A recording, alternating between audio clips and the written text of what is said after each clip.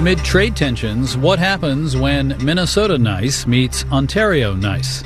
Marketplace Morning Report is supported by Schwab. Schwab offers investors choices like full-service wealth management, self-directed investing options, and trading on Think or Swim. More at schwab.com. I'm David Brancaccio in Los Angeles. First, farmers are struggling to pay their debts. This is clear from an analysis by Bloomberg Law of bankruptcy filings.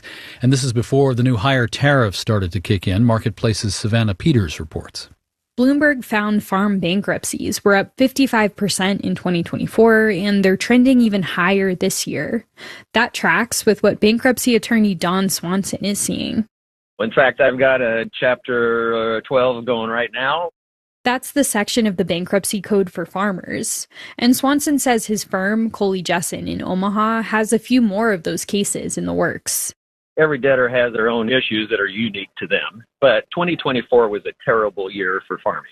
Farmers have been dealing with high input costs and low crop prices. And if all the proposed tariffs go through, that negative pressure is just going to intensify. Rabail Chandio is a professor of agricultural economics at Iowa State University.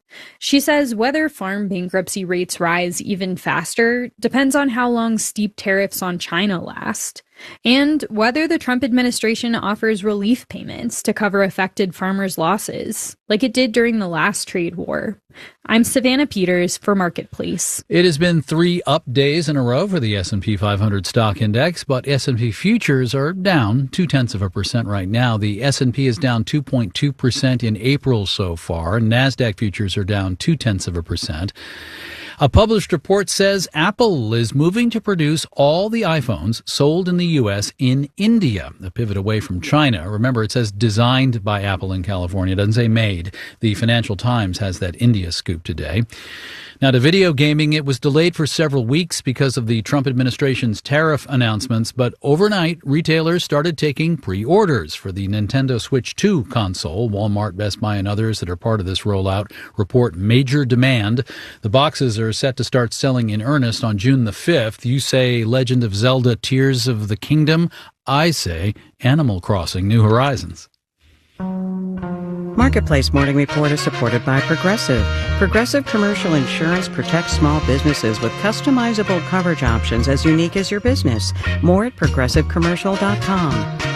And by Mercury. Mercury brings together banking, credit cards, and financial software to help businesses manage their finances. Learn more at mercury.com. Now to the nexus of the U.S. and Canada at a time of fraught trade relations. Marketplace's senior economics contributor Chris Farrell forded the chasm between Minnesota, USA and Ontario, Canada to the Canadian border town of Thunder Bay. Hey, Chris. David? So you get just across the border to Canada. Did you get the stink eye, Mr. U.S. citizen? People were incredibly nice, David. I just have to emphasize that. You know, Thunder Bay, it's this port city. It's a railway hub. People from Thunder Bay, they cross over into Minnesota, northern Minnesota, and people in northern Minnesota, they go do their shopping in Thunder Bay.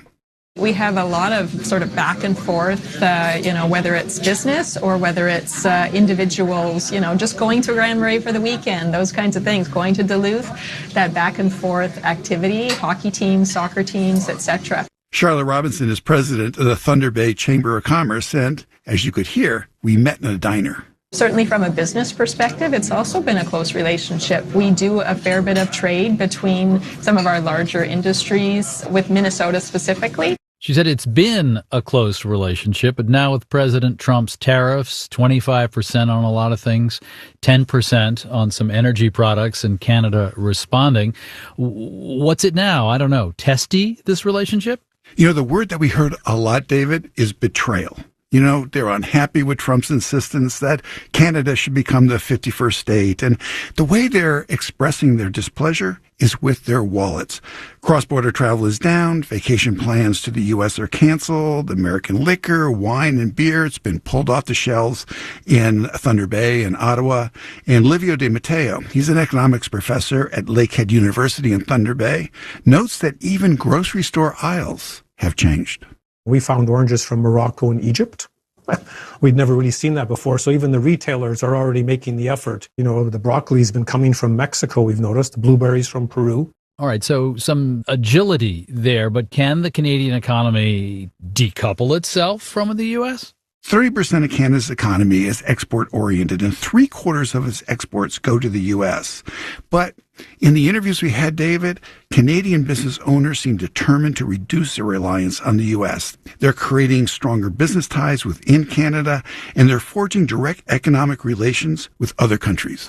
So James Folds, he's the founder of Border Giant, is based in Thunder Bay, and the company's software smooths cross-border transactions for small businesses and individuals. Pretty much every business right across Canada, they're going to start looking at other options in the supply chain rather than USA, even for, distributors and everything. So between the pricing going up and the uncertainty and even the emotional response to the rhetoric with the 51st state and everything like that is, okay, there's really not a path forward. So we need to cut out the ties as best we can and move on to a more certain path. Chris, once trust goes away, not easy to get back. No, it isn't. And it's trust isn't easy to measure like land or capital. It's more like a recipe that allows for all kinds of economic activity and innovation. Again, James Folds. Once that trust is broken and you have to go somewhere else, you've done the work to look for something else. You've formed another relationship and you don't tend to go back to that. No one knows how deep the rupture between the two economies is, but Canadian entrepreneurs and businesses, they aren't waiting to find out. They're acting now. Marketplace's senior economics contributor Chris Farrell back in Minnesota after a reporting trip to Thunder Bay, Ontario. Chris, thank you very much. Thanks a lot.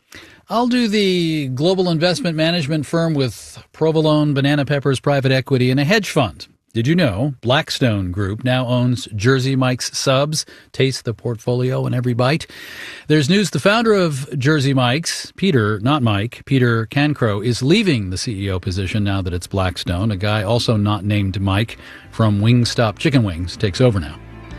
Our executive producer is Kelly Silvera. Our digital producer is Dylan Mietinen. Our engineers are Brian Allison and John Brewington in Los Angeles. I'm David Brancaccio. This is the Marketplace Morning Report. From APM, American Public Media.